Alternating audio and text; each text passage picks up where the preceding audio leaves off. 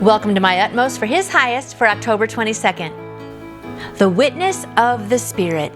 The verse is Romans 8, verse 16. Let's take a look at that. Romans 8 is a great chapter, and we are going to start with verse 15 and then go into 16.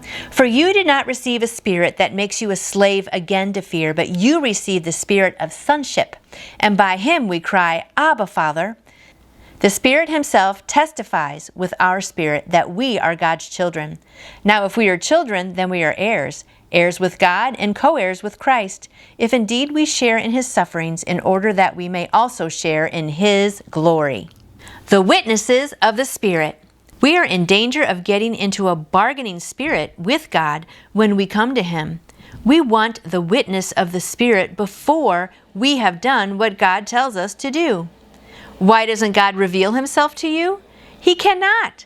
It is not that He will not, but He cannot, because you are in the way as long as you won't abandon yourself to Him in total surrender. That's a really good point right there. Yet, once you do, immediately God witnesses to Himself.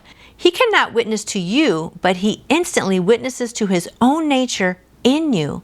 If you receive the witness of the Spirit before the reality and truth that comes from obedience, it would simply result in sentimental emotion. But when you act on the basis of redemption and stop the disrespectfulness of debating with God, He immediately gives His witness. As soon as you abandon your own reasoning and arguing, God witnesses to what He has done, and you are amazed at your total disrespect in having kept Him waiting. If you are debating as to whether or not God can deliver from sin, then either let Him do it or tell Him that He cannot.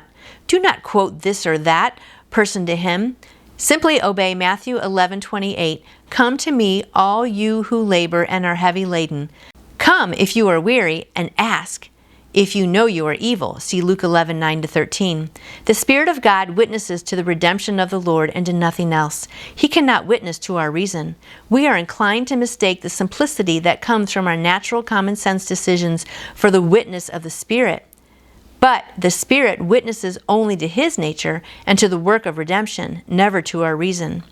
If we are trying to make Him witness to our reason, it is no wonder that we are in darkness and uncertainty.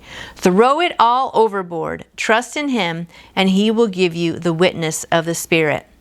There's a lot of great stuff in here, but I'm going to read that last line again. Throw it all overboard. Trust in Him, and He will give you the witness of the Spirit.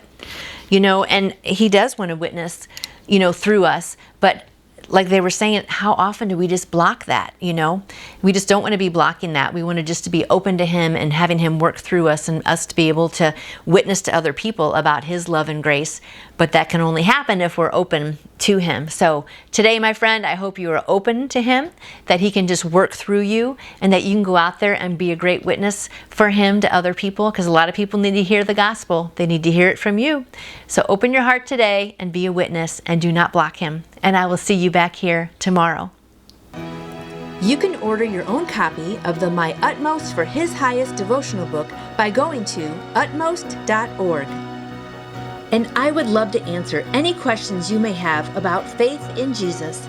Just email me through my website, nancyjoytoyou.com. And I hope you go out and shine for Him today. See you tomorrow.